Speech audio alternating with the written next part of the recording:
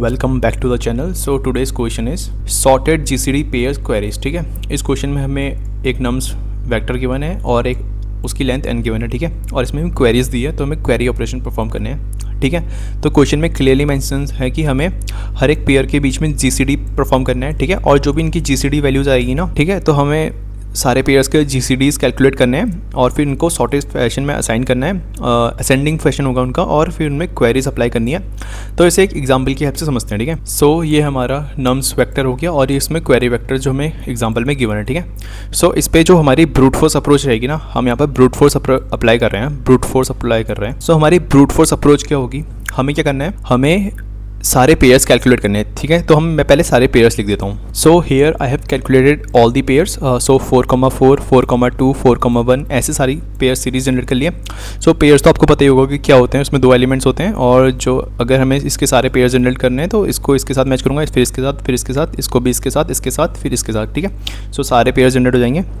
अब इनकी जीसीडीज कैलकुलेट कर लेते हैं इसी के नीचे। So GCD of 4 of 4 is 4 and GCD of 4 of 2 is 2, GCD of 4 of 1 is 1, GCD of 4 of 2 is 2 and GCD of 4 of 1 is 1 and GCD of 2 and 1 is 1। ठीक है, सो हमने सारे GCDs कैलकुलेट कर लिए। ठीक है, अब इनको सॉर्टेड फैशन में असाइन कर देते हैं। जैसे कि क्वेश्चन में क्लियरली मेंशन है कि हमें इसे असेंडिंग फैशन में मेंटेन करना है। सो यहाँ पर हमारा ये कुछ ऐसा दिखेगा, न्यू वेक्टर, और ये हमें TLE देगा। TLE इसलिए देगा क्योंकि ये n² सोल्यूशन पे चल रहा है और इसकी टाइम कॉम्प्लेक्सिटी यहाँ पर अगर हम यहाँ पर देखें कितनी होगी, ये फॉर लूप में हमारी टाइम कॉम्प्लेक्सिटी हो जाएगी n इंटू log m, क्योंकि GCD हमें log m तक चलाएगा। सो इसकी टाइम कॉम्प्लेक्सिटी बहुत हाई है और यहाँ पर ये i+1 से चलेगा। ठीक है, i से नहीं चलेगा क्योंकि GCD हमें उसके नेक्स्ट पेयर का फाइंड करना है। सो हमने ब्रूट फोर्स सॉल्यूशंस देख लिया और उस पर हमें उसकी TLE पता चल गई। अब हम मूव करते हैं इसके ऑप्टिमल सोल्यूशन की तरफ। सो अगर हम अब ऑप्टिमाइज सोल्यूशन की तरफ मूव कर रहे हैं, सो अगर हम कांस्टेंट चेक करें तो जो n की लेंथ है वो 10⁵ तक जाएगी। ठीक है, सो n² वाले सोल्यूशन में n² हो रहा था वो 10⁻10 तक चले जा रही थी ना। ठीक है, तो इससे ये हाई ऑपरेशन परफॉर्म हो रहा था, तो हम इसको n² पे तो चेक नहीं करेंगे। अगर हम देखें हमारा जो नम्स है ना, नम्स की हाईएस्ट वैल्यू कितनी जा रही है, नम्स की जो भी उसकी वैल्यू प्रेजेंट है ना वो हाईएस्ट कितनी जा रही है, 10⁴। सो अब हम यहाँ से एक चीज़ तो ये सोच सकते हैं कि हमें नम्स की हेल्प से कुछ तो करना पड़ेगा और हम GCDs फाइंड कर रहे हैं ना। तो अगर सोचो जो हाईएस्ट GCD हमें मिलेगा वो क्या मिलेगा, 10⁴ ही तो मिलेगा इसमें, और उससे ज़्यादा थोड़ी मिलेगा, क्योंकि GCD ऑफ एनी नंबर, जैसे GCD हम फाइंड कर रहे हैं ना a, b का।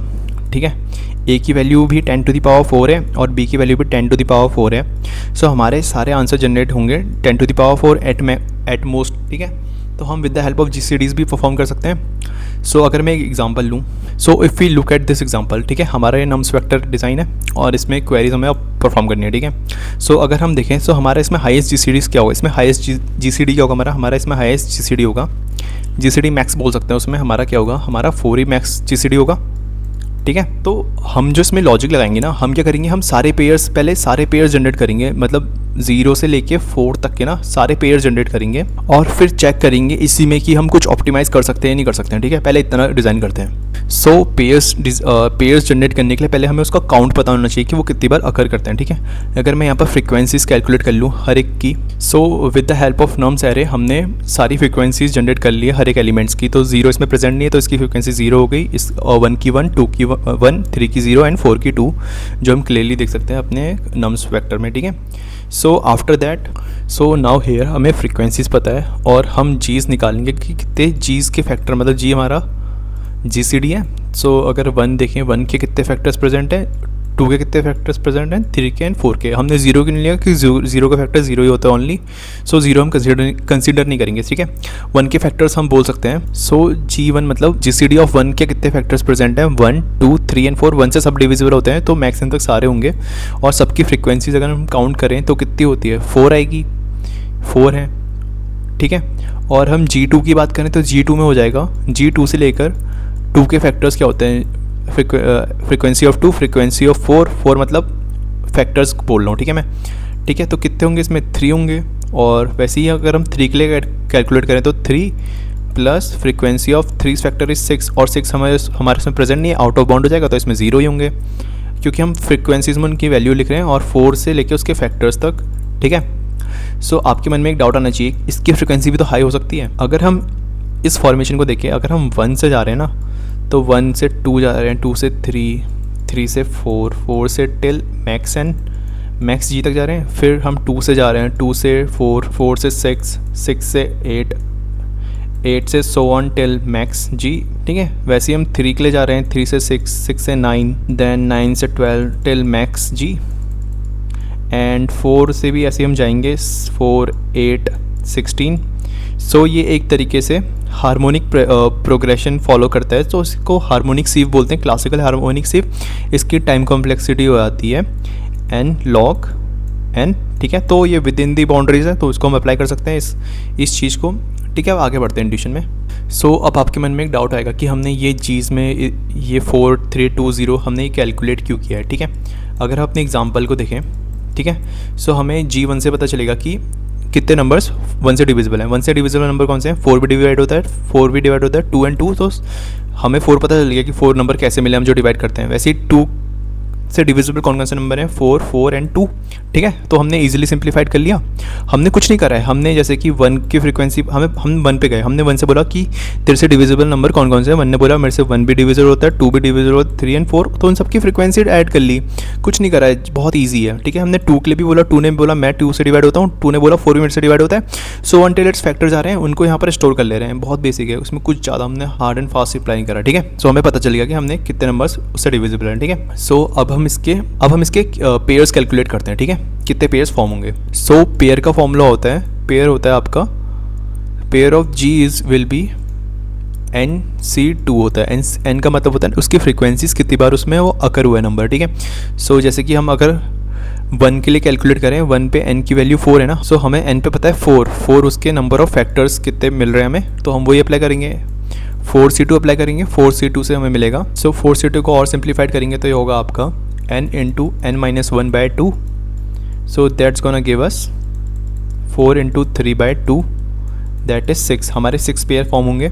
Let's check how 6 pairs are forming. So taking this example, the 6 pairs which are divisible by whose GCD can be 1, मतलब GCD 1 हो सकता है, मतलब 1 एग्जैक्ट GCD नहीं होगा, एटलीस्ट 1 हो सकता है। तो कौन कौन से पेयर होंगे? 4, ऐसे हमारे 6 पेयर फॉर्म हो रहे हैं ना, 4, 2, 4, 1 एंड 4, 2, 2, 1 एंड 4, 1, ठीक है। इन सब में कॉमन GCD आ सकता है, GCD नहीं बोल सकते, मतलब कॉमन डिविजिबल फैक्टर कौन सा आ सकता है? 1 आ सकता है। इन सबका 1 पॉसिबल है, तो हमें यहाँ से पता चल गया कि 1 का आंसर क्या है, ठीक है। 1 का आंसर 6 है, हमें यहाँ से पता चल गया जो हमने अपने फॉर्मूले की हेल्प से कैलकुलेट किया। सो इसमें आपको कनेक्टिविटी फाइंड करते हुए चलना पड़ेगा ना, मतलब इसमें बहुत सारी चीज़ें एक साथ अप्लाई हो रही है ना, तो उसमें आपको कनेक्टिविटी बिल्ड करते हुए चलना पड़ेगा। अब हम ऐसी 2 पे देखें, जिसका G2 है, 2 के फैक्टर्स हमें पता है 6 फैक्टर्स, 2 पे हमारे 3 फैक्टर्स प्रेजेंट हैं, तो उसके लिए हम कैसे कैलकुलेट करेंगे? इसका फॉर्मूला भी होगा NC2, that's gonna give us 3 into 2/2, that's gonna give us 3। सो अब हम 3 फैक्टर्स चूज़ कर लेते हैं जिसमें कॉमन डिविजिबिलिटी 2 की है। तो ऐसे कौन कौन से पेयर्स होंगे? अगर हम क्लियरली क्वेश्चन में देखें तो होगा आपका 4, 4, 4, 2 एंड 4, 2, ठीक है। 4 2 टाइम्स रिपीट हुआ था, इसलिए 2 बार लिख सकते हैं 4, 2। सो इस पे हमें 3 फैक्टर्स मिल गए, 3 पेयर्स मिल गए जिसमें डिविजिबिलिटी 2 की है, ठीक है। ऐसे ही हम 3 के लिए चेक करेंगे और 4 के लिए। सो 3 पे हमारी n की वैल्यू 0 है, तो इसके नंबर ऑफ पेयर्स भी 0 रहेंगे, तो इस पर कोई कैलकुलेशन करने की ज़रूरत नहीं है। अब 4 पे चलते हैं। सो n की वैल्यू 2 है, so that's gonna give us 2 into 1/2। हमें एक ही पेयर मिलेगा जिस पर डिविजिबिलिटी 4 की आएगी, ठीक है। ऐसा कौन सा पेयर है? अगर हम यहाँ पर देखें, इसमें एक ही सिंगल पेयर है ना, 4, 4 का पेयर जो हमें डिविजिबिलिटी 4 की देगा, ठीक है। तो हमने सारे पेयर्स कैलकुलेट कर लिए और उनकी डिविजिबिलिटी चेक कर ली। अब आपके इसमें मन में कॉमन डाउट होगा, अब हमें GCD फाइंड करना है ना, तो 1 का रिपीटेशन यहाँ पर भी आ रहा है, देखो 1 का रिपीटेशन यहाँ पर आ रहा है, यहाँ पर आ रहा है, यहाँ पर आ रहा है। सो 4, 4 ये 2 बार अकर हो जाएगा ना। अब इसको कैसे ऑप्टिमली सॉल्व करेंगे ये चेक करते हैं। सो यहाँ पर मैंने एटलीस्ट G, मतलब जहाँ पर G की डिविजिबिलिटी रहेगी पेयर वाइज, तो हमने देख लिया 1 पे 6 पेयर्स की डिविजिबिलिटी रहेगी, 2 की डिविजिबिलिटी वाले 3 पेयर्स फॉर्म होंगे एंड 3 के 0 एंड 4 के 1, ठीक है। सो अब हम इसमें हमें कॉमन वालों को हटाना है और एग्जैक्ट को लिखना है, ठीक है। तो उसको हम कैसे करेंगे ऑप्टिमली ये समझते हैं पहले। सो अगर ये हमारा अभी तक का जितना हमने डिज़ाइन किया, ठीक है, यहाँ पर हमने at least at least divisibility with this element देखें तो इसके 6 पेयर्स होते हैं, इसके 2 पेयर्स, इसके 3 पेयर्स होते हैं, 3 का 0 पेयर है एंड 4 का 1 पेयर है, ठीक है। अगर हम यहाँ पर ऑब्जर्व करते हुए चलें, अगर हम लास्ट से ऑब्जर्व करें 4 की डिविजिबिलिटी वाले एटमोस्ट कितने पेयर है, मतलब 4,4 हमें कितनी डिविजिबिलिटी देगा, 4 की देगा। अब इससे जो और क्या पेयर बन सकते थे, 4,8 बन सकता था, मतलब 4 के ही मल्टीपल बन सकते हैं ना, उससे ही तो हमें 4 की डिविजिबिलिटी मिलेगी। एक तरीके से समझो 4,4 में सबसे कम वैल्यू क्या मिलेगी, 4 ही मिलेगी ना, ठीक है। और इसमें 12 यही पेयर्स हमें दे सकते थे जो कि इसमें प्रेजेंट नहीं है, तो इससे डिविजिबिलिटी हमारी 1 ही रहेगी, ठीक है। ये हमारे पेयर प्रेजेंट नहीं है, तो अभी इनको हम यूज़ नहीं करेंगे। अभी आपको कुछ इसमें से समझ में नहीं आएगा, ठीक है। 3 पे कुछ नहीं होता, अब इधर देखते हैं, ठीक है। सो एटलीस्ट 2 पे चलते हैं, अब एटलीस्ट 2 से इंट्यूशन बिल्ड होगी, ठीक है। एटलीस्ट 2 पे क्या है, हमारे 3 पेयर्स फॉर्म हो रहे हैं, ठीक है। जो 4,4 है वो यहाँ पर भी रिपीट हो रहा है, यहाँ पर भी रिपीट हो रहा है, तो इसका राइट यूजेस कहाँ पर है, इसका राइट यूज़ है यहाँ पर, ठीक है। इसका राइट यूज़ यहीं पर, यहाँ पर इसका कोई यूज़ नहीं है, क्योंकि हमें पता है जो 4,4 है वो 2 से डिविजिबल होता है, बट जीसीडी फॉर्म नहीं करेगा ना। जीसीडी तो हमारा 4 ही फॉर्म करेगा। जीसीडी का वो मतलब होता है कि मैक्सिमम पेयर जो डिवाइड, मैक्सिमम वैल्यू जो डिवाइड कर सकता है। अगर इसे और अच्छे समझें, 4,4 में इसके डिविजिबल्स क्या आएंगे, 1 आएगा, 2 आएगा एंड 4 आएगा, ठीक है। कुछ नहीं करना है, मैं बस इसके फैक्टर्स में जीसीडी को ही यूज़ करना है, तो जीसीडी हमारा 4 बनेगा, तो यहाँ पर 4 का कोई यूज़ नहीं है, ठीक है। तो इसको हम हटाएंगे कैसे, अब ये समझते हैं। हमें काउंट पता है ना, ये जी से हमें पेयर्स काउंट पता है, ठीक है। तो हमें पता है एटलीस्ट 2 पे, मतलब G2 पे कितना पेयर काउंट है, G2 पे पेयर काउंट 3 है। अगर हम इसके ही मल्टीपल पे जाएं, G4 पे चेक करें क्या G4 प्रेजेंट है, हाँ। अगर हम इसमें से G4 को अगर हटा दें तो क्या हमें आंसर मिल जाएगा, देखते हैं। क्योंकि हम एक तरीके से उसके मल्टीपल पेयर को ही हटा रहे हैं, क्योंकि जैसे 2 है तो 2 के आगे जो पेयर फॉर्म होगा 4, और 4 के आगे जो पेयर फॉर्म होगा 8, तो यही तो जीसीडीज होंगे अपने पेयर्स के। और जो यहाँ पर हमने कॉमन पेयर यूज़ किया है, जैसे यहाँ पर 4,4 कॉमन पेयर यूज़ किया है, तो इस पर कोई यूज़ नहीं है ना, क्योंकि 4,4 का राइट यूज़ तो 4 पे ही है ना। I hope you are understanding. So ऐसे हमने इसको यूज़ किया और हमने यहाँ से इसको रिड्यूस कर दिया। सो यहाँ वैल्यूज़ की आ जाएगी अब 2 ही पॉसिबल पेयर्स हैं जिसके जीसीडी 2 होंगे, ठीक है। फैक्टर हो सकता है 4, फैक्टर हो सकता है 4,4 का 2, बट जीसीडी नहीं होगा 2, ठीक है। I hope you are understanding. So यहाँ पर हम इसकी वैल्यू चेंज करके 2 लिख देते हैं अब, ठीक है। अब हम 1 के लिए चेक करते हैं, तो 1 के लिए क्या होगा, 1 के लिए 1 के जीस चेक कर लेते हैं, ठीक है। 1 के जीस क्या होंगे, 1 होगा, 2 होगा, 3 होगा, जहाँ जहाँ 1 के मल्टीपल्स बोल सकते हैं प्रेजेंट है, तो हम वो सब वैल्यूज से घटा देंगे G1 से। G1 की वैल्यू क्या होती है, G1 की वैल्यू है आपकी 6, माइनस हो जाएगा G2 होगा 2, माइनस होगा 3 और माइनस होगा 4, क्या हो जाएगा ये आपका हो जाएगा 3। मतलब 3 ही ऐसे वैल्यूज़ हैं जहाँ पर जीसीडी हो सकता है आपका 1। वो क्या क्या है जो हम इसमें चेक करें, तो एक ये हो गया, एक ये हो गया और एक ये हो गया, ठीक है। और ये जो भी वैल्यूज़ हैं ये सब रिपीटेड वैल्यूज़ हैं जो हमने नीचे यूज़ करनी है इसके। जैसे इसका यूज़ हमारा 4 पे होगा, इसका यूज़ हमारा 2 पे हुआ है, इसका भी यूज़ हमारा 2 पे हुआ है। I hope you are understanding what I mean to say. So हमारे यहाँ से कॉमन फॉर्मूला क्या लिखता है निकलता है, जिसे हमें अपडेट करते हुए चलना है। सो जी ऑफ आई पे अगर हम प्रेजेंट है ना, तो ये हो जाएगा आपका जी ऑफ आई माइनस जितने भी हमारे जीज आएंगे कहाँ से, आई प्लस आई से चलेंगे ना टिल जे उसके एंड तक जाएगा, या हम इसके मैक्सिमम बोल सकते हैं। मैक्स यहाँ पर जे इक्वल्स टू हो जाएगा आई प्लस आई, और ये हो जाएगा मैक्स जी तक, ठीक है। ये इसका फॉर्मूला ड्राइव हो गया, इसकी हेल्प से हम इजीली सॉल्व कर देंगे, ठीक है। और यहाँ पर हम सब वैल्यूज़ चेंज करेंगे और यहाँ पर हमें मिल जाएगा कि कितने पॉसिबल पेयर्स हमने फॉर्म करें, ठीक है। सो अगर हम इसको और अच्छे से देखें, सो यहाँ से हमें अपना आंसर मिल चुका है, ठीक है। हमने पेयर्स फॉर्म कर लिए, 1 के कितने पेयर्स फॉर्म होंगे, 2 के कितने पेयर फॉर्म होंगे, 4 के कितने पेयर फॉर्म होंगे। अगर हम इसे एक वेक्टर में यूज़ करें, सो ये हो जाएगा आपका 1,1,1, 2,2 एंड 4, ठीक है। अगर हम इसमें अब क्वेरी अप्लाई करें, सो अगर हम क्वेरी देखें तो इंडेक्स 5 पे क्या प्रेजेंट है, सो इंडेक्स 5 पे प्रेजेंट है 4, सो हम आंसर में डाल सकते हैं 4, 3 पे क्या प्रेजेंट है, 3 पे 2 प्रेजेंट है, एंड 1 पे प्रेजेंट है आपका 1, एंड 0 पे प्रेजेंट है 1। सो ये हमारा डिस्क्राइब्ड आंसर है। अब इसको कोड करते हैं, ठीक है। So now start it's code, ठीक है। तो हम क्या करेंगे, पहले एक मैक्सिमम जीसीडी फाइंड कर लेंगे, वही होगा जो मैक्सिमम एलिमेंट प्रेजेंट है हमारे एरे में। हम उस तक का ही वेक्टर क्रिएट करेंगे जिस पे हम फाइंड करेंगे कि हमारे जीस की वैल्यूज़ क्या क्या हो सकती हैं, ठीक है। सो हम फ्रीक्वेंसी वेक्टर बना सकते हैं जिसमें हम उसकी फ्रीक्वेंसी स्टोर करेंगे टिल मैक्स जीसीडी, ठीक है। +1 लेंगे क्योंकि हम 0 बेस इंडेक्सिंग है।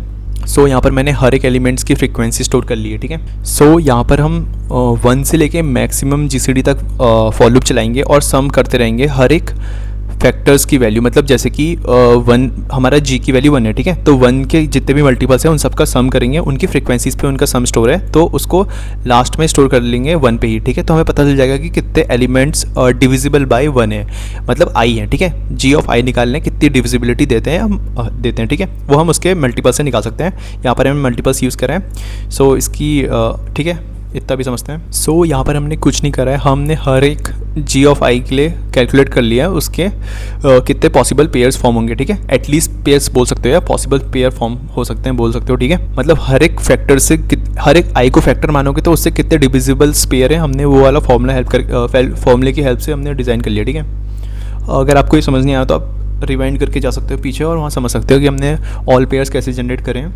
So with this for loop हमने कैलकुलेट करा है उसका एग्जैक्ट पेयर जो जी का होता है, ठीक है। तो हमने कुछ नहीं करा है, हमने पीछे से चलाया आगे को, जो मैंने आपको एग्जांपल में बताया था। जैसे कि हमने 4 को चलाया, अब हम 4 से जाएंगे उसके मैक्सिमम जीसीडी तक। अगर सपोज 8 प्रेजेंट होता तो हम 4 से लेके उसके मल्टीपल्स पे जाते, और जैसे कि 4 पे 8 प्रेजेंट है तो 8 की फ्रिक्वेंसी स्टोर कर लेते कॉमन पेयर्स पे, क्योंकि वो पेयर 4 में भी रिप्रेजेंट होगा और 8 में भी आ रहा होगा, ठीक है, जिसका कॉमन जीसीडी उसमें हमें पता चल जाएगा। फिर हम उसमें से 4 में से माइनस कर देंगे उसे। वैसे ही हम फिर 3 पे जाएंगे, 2 पे जाएंगे। अब जब 2 पे जाएंगे तो 2 को पता चल जाएगा कि 4 पे कॉमन था, तो 2 से हम उस वाले पेयर को रिमूव कर देंगे with the help of this, जो कि मैंने आपको ड्राई रन में अच्छे समझा रखा, ठीक है। सो यहाँ पर हमने एक सॉर्टेड वेक्टर डिज़ाइन कर लिया, ठीक है। हमें पता है कि हर एक एलिमेंट का पेयर कितने बार अकर कर रहा है, मतलब उसकी जीसीडी वैल्यू हमें पता है। तो हम क्या करेंगे, सॉर्टेड में हर एक एलिमेंट्स की वैल्यू डाल देंगे। हम 1 से चलाएंगे फ्रीक्वेंसी के साइज तक, जहाँ पर हमें फ्रीक्वेंसी काउंट मिलेगा, मतलब उस पर उसके अब एग्जैक्ट पेयर्स हमने जी के डाल दिया, ठीक है। उसको हमने सॉर्टेड में पुश कर दिया। हम एक रिजल्ट वेक्टर बनाएंगे जहाँ हम हर एक क्वेरीज का आंसर डालते रहेंगे। रिजल्ट में हमने पुश बैक कर दिया आंसर ऑफ क्यू, क्योंकि आंसर ऑफ क्यू में पता है कि वहाँ पर कौन सा एलिमेंट प्रेजेंट है, ठीक है। उसको हम रिटर्न कर देंगे। अब हम इसको सबमिट कर देंगे। सो हमारा सॉल्यूशन मेमोरी लिमिट एक्सीड मार रहा है, ठीक है। एमएलई क्यों मार रहा है ये चेक करते हैं, ठीक है। सो जो हमारा वेक्टर है ना, इसका साइज़ कितना होगा, जो क्वेश्चन में गिवन है एन की वैल्यू गिवन है हमें 10⁻5, ठीक है। ये 10⁻5 तक रेंज करेगा। और जो हमारे नम्स ऑफ आई की वैल्यू कितनी है एटमोस्ट, इसकी एटमोस्ट वैल्यू है हमारी 10⁵ इंटू 5। सो इसको हम रिप्रेजेंट करेंगे तो इसकी ओवरऑल टाइम कॉम्प्लेक्सिटी कितनी हो जाएगी, 5 into not time space complexity कितनी हो जाएगी, 10 इंटू 10⁵। सो इसको अगर हम रिप्रेजेंट करेंगे ये हो जाएगा 5 इंटू 10⁵। और 1 GB में कितनी मेमोरी स्टोरेज होती है, 10⁹9। सो ये समथिंग अराउंड हो जाएगा आपका, it's something around 5 into 10, around 50 GB की हमारी मेमोरी स्पेस हम यूज़ कर रहे हैं, ठीक है। ये आपको इतना याद होना चाहिए कि ये कैसे हो रहा है, क्यों हो रहा है, ठीक है। सो हमें इसकी एमएलई पता चल गई। अब हम इसको और ऑप्टिमाइज़ करते हैं कि हम इसे सर्च में कैसे ऑप्टिमाइज़ करें। सो ये हमारा जी था जिस पे हमें पता था कि कितने एग्जैक्ट जी पे कितने पेयर्स फॉर्म हो रहे हैं। अगर हम इस पे अंडरस्टैंडिंग के लिए एरे बिल्ड करें तो एरे क्या होता है हमारा, सॉर्टेड एरे क्या था। सो ये हमारा सॉर्टेड एरे बिल्ड हो चुका था, ठीक है। अगर हम यहाँ पर देखें, हमें 5th क्वेरी पे मिल रहा था 4, ठीक है। ये तो हमें एरे बिल्ड करना था, जो कि हमें एरे बिल्ड करना नहीं है, इससे हमारी एमएलई दे रहा है, ठीक है। सो अगर हम इसका ऑप्टिमाइजेशन देखें, जो अगर हम जी पे ऐसे ऑप्टिमाइज़ करें, हम अगर चेक करें, सो यहाँ पर मैंने इसका प्रीफिक्स सम स्टोर कर लिया है हर एक एलिमेंट्स के पेयर का। अब ये मैंने ऐसा क्यों करा ये चेक करते हैं, ठीक है। यहाँ पर मैंने प्रीफिक्स सम 0 जनरेट किया है। 0 पे कितना होगा, 0 पे 0 होगा, 1 पे 3 आ जाएगा, 2 पे 3 + 2 = 5, 0 पे क्या होगा, प्रीफिक्स सम 5 होगा, एंड 1 पे प्रीफिक्स सम 6 होगा, ठीक है। अब हमने ऐसा क्यों करा, ठीक है, देखते हैं। सो अगर हमारी क्यू की वैल्यू 5 है, हमने 5th इंडेक्स पे वैल्यू फाइंड करनी है। सो क्या होगा, देखें, हम यहाँ से चलते हैं, ठीक है। सो अगर हम देखते हैं, क्योंकि 0 बेस्ड इंडेक्सिंग था, हमने 0 से स्टार्ट किया, तो हमें +1 करना पड़ेगा यहाँ पर। तो हमें पता चला यहाँ पर 6। हमें चेक करना है जहाँ पर वैल्यू क्यू की वैल्यू, जहाँ पर ये अपडेटेड क्यू की value greater than equals to 6 होगी, हमें वहीं पर ही आंसर मिल जाएगा। कैसा पॉसिबल है, चेक करते हैं। अगर हम यहाँ से स्टार्ट करें, 0 पे है 6 नहीं है, 3 पे है नहीं है, 5 पे है नहीं है, इस पे भी है नहीं है, क्या 4 पे है, हाँ 4 पे हमें वैल्यू ग्रेटर देन 6 मिल रही है। तो हमें जिस इंडेक्स पे वैल्यू ग्रेटर देन 6 मिलेगी ना, वही हमारा आंसर हो जाएगा। तो हमारा आंसर क्या हो गया, अभी 4 हो गया, ठीक है। यहाँ पर हम आंसर स्टोर करते हुए चल रहे हैं, ठीक है। हम लीनियरली सर्च कर रहे हैं, ठीक है। अब हम चलेंगे, क्यू की वैल्यू हमारी 3 है, ठीक है। अब 3 के लिए चेक करते हैं। सो हम 3 पे चेक नहीं करेंगे क्योंकि 0 बेस इंडेक्सिंग है, हमने इसको आगे बढ़ाना पड़ेगा। 3 + 1 = 4, जहाँ पर हमें वैल्यू क्यू की ग्रेटर देन इक्वल्स टू 4 मिल गई, हम वहाँ पर उसको आंसर समझ लेंगे, ठीक है। अब हम इसमें लीनियरली ट्रैवर्स करेंगे तो हमें आंसर कहाँ पे मिलेगा, हमें 2 पे आंसर मिल गया, तो हमें 2 मिल गया हमारा आंसर, ठीक है। सिमिलरली हम क्यू की वैल्यू चेक करेंगे वन पे, वन का मतलब होता है 1 + 1 = 2। सो क्यू की वैल्यू जहाँ पर ग्रेटर देन इक्वल्स 2 हो गई वो हमारा आंसर होगा। सो देखते हैं 0 पे नहीं होगा, 3 पे, हाँ 3 पे आंसर है। सिमिलरली 0 के लिए भी आएगा, तो 0 पे क्यू की वैल्यू हो जाएगी 0 + 1, जहाँ पर वैल्यू ग्रेटर देन इक्वल्स 1 हुई वही आंसर हो जाएगा। तो हमारा आंसर डायरेक्टली हम देख सकते हैं, हमें मिल गया 1 पे, तो हम बोल सकते हैं 1 आंसर हो गया ये, ठीक है। सो बट ये हमें ऑप्टिमाइज आंसर नहीं देगा, क्योंकि अगर हम यहाँ पर देखें सो ये जो हमारा पी एस है, हमने पॉसिबल सेट्स बनाए हैं, इसकी टाइम कॉम्प्लेक्सिटी एन जा सकती है इनटू क्यू, हम लीनियरली ट्रेवल्स कर रहे हैं क्यू में, सो ये क्यू एन इंटू क्यू हो जाएगी। सो ये बहुत हाई कॉम्प्लेक्सिटी हो जाएगी, तो ये भी हमारा टी एल ही देगा, ठीक है। तो अब हम इसका ऑप्टिमाइज कैसे कर सकते हैं, ठीक है। अगर हम ऑब्जर्व करें, जैसा कि मैंने आपको यहाँ बताया, जब क्यू की वैल्यू 5 थी, मतलब क्यू की वैल्यू 5 थी, यहाँ पर आपको ऑब्जर्व करना पड़ेगा अच्छे से, तो आपको इंट्यूशन समझ में आ जाएगी, ठीक है। सो जब क्यू की वैल्यू 5 थी, 5 को हम लिख रहे थे 5 + 1 = 6, क्योंकि 0 बेस इंडेक्सिंग था, ये बहुत ईजी समझना। अगर हम चेक करें जहाँ पर हमने बोला Q is greater than equals to 6, तो यहीं पर ये आंसर मिल गया ना। लोअर बाउंड क्या बोलता है, लोअर बाउंड भी तो ये बोलता है जहाँ पर उस एलिमेंट की वैल्यू इस इंडेक्स पे ग्रेटर देन इक्वल्स टू 6 हो गई, तो हमें वो एलिमेंट का इंडेक्स मिल जाता था ना, तो हमने वही तो करा, हमने वही यूज़ किया, हमें वो एलिमेंट मिल जाता था कि वो कहाँ पर है, तो हमें पता चल जाएगा कि कहाँ पर है, ये हमें बता देगा कि इसके 4th इंडेक्स पे वैल्यू है, तो 4th इंडेक्स ही हमारा आंसर हो जाएगा। हम with the help of lower bound ये फाइंड कर सकते हैं, ठीक है। ये बहुत ईजी है, चलो अब इसे कोड में कन्वर्ट करते हैं। सो अब हम इस MLE वाले को ऑप्टिमाइज़ कर रहे हैं, तो हम क्या करेंगे, सॉर्टेड वाला इसमें से हटा देंगे, ठीक है, क्योंकि हम अब इसमें सॉर्टेड वैल्यूज स्टोर नहीं कर रहे हैं, हम सीधे with the help of binary search answer को जनरेट कर रहे हैं। तो हमें करना क्या पड़ेगा, ठीक है, अब देखते हैं। सो पहले हम प्रीफिक्स एरे जनरेट कर लेते हैं, ठीक है, एक प्रीफिक्स एरे जनरेट कर लेते हैं। सो प्रीफिक्स एरे जनरेट कर सकते हो या आप वही फ्रीक्वेंसी को यूज़ कर सकते हो, तो हम फ्रीक्वेंसी को यूज़ कर लेते हैं, हमारी मेमोरी भी बच जाएगी, ठीक है। सो करने क्या है, फॉर इंट i = 1 से चलाएंगे, i <= मैक्स GCD तक चलाए i++, ठीक है। प्रीफिक्स एरे जनरेट कर लिया, प्रीफिक्स को हम फ्रीक्वेंसी बोल सकते हैं यहाँ पर, ठीक है, क्योंकि हम सिंगल एरे यूज़ कर रहे हैं, हम मल्टीपल एरे यूज़ करके और कॉम्प्लिकेट नहीं करना चाहते, ठीक है। सो अब हम इसे क्वेरी को अपडेट करना पड़ेगा। इसको अपडेट करने के लिए क्या करना है, अब हम इसमें लोअर बाउंड परफॉर्म करना है, ठीक है। लोअर बाउंड हमें एक आइटरेटर देगा, तो हम इस लोअर बाउंड हमें आइटरेटर देता है, तो इसको हम क्या करेंगे, lower bound frequency.begin, frequency.end, q+1, क्योंकि 0 बेस इंडेक्सिंग है, हमें एक आगे बढ़ के देखना पड़ेगा, ठीक है। मैंने ड्राई रन में इजीली बताया था, ठीक है। .begin, ठीक है, हमने ये करा। सो ये क्या होगा, इस आइटरेटर में से ये माइनस हो जाएगा, तो हमें इंडेक्स पता चल जाएगा कि कौन से इंडेक्स पे वैल्यू है, और इंडेक्स ही हमारा आंसर है, अगर आपने ऑब्जर्व किया तो, ठीक है। सो यहाँ से हमने रिजल्ट में आंसर स्टोर कर लिया, अब इसे सबमिट कर देते हैं, ठीक है। सो ये हमारा क्वेश्चन इजीली सबमिट हो चुका है। अब हम इसकी time and space complexity discuss कर लेते हैं। सो ये फॉर लूप हमें बिग ऑफ एन देगा। सो ये क्लासिकल हार्मोनिक ऑफ सी है, ठीक है। सो इसकी टाइम कॉम्प्लेक्सिटी हो जाएगी n log n, ठीक है। Now this will give us big of n, सो इसको लिखने की ज़रूरत नहीं है। This will also give us big of n log n, ठीक है, हमने ऊपर लिख चुके हैं, एक ही बार लिखते हैं, ठीक है, टाइम कॉम्प्लेक्सिटी इसको, इसकी भी हो जाएगी big of 1, and this will give us q into log n हो जाएगी, क्योंकि log n इसलिए होगा क्योंकि बाइनरी सर्च लगा रहे हैं और q नंबर ऑफ क्वेरीज है, सो टोटल टाइम कॉम्प्लेक्सिटी हो जाएगी हमारी। सो ओवरऑल टाइम कॉम्प्लेक्सिटी हो जाएगी q into log n plus n log n, that is give us it's log n times n plus q, ठीक है। सो और इसकी स्पेस कॉम्प्लेक्सिटी हम डिस्कस कर लेते हैं। हमने फ्रीक्वेंसी एरे बनाया बिग ऑफ n साइज़ का, और हमने रिजल्ट बनाया बिग ऑफ n साइज़ का। रिजल्ट आपका जाएगा q टाइम और फ्रीक्वेंसी जाएगा आपका n time, so space complexity हो जाएगी आपकी n प्लस q, ठीक है। और ये स्पेस ऑप्टिमाइज भी है, अगर हम देखें तो that's our solution for this problem. If you like the video please subscribe the channel and the code is in the GitHub.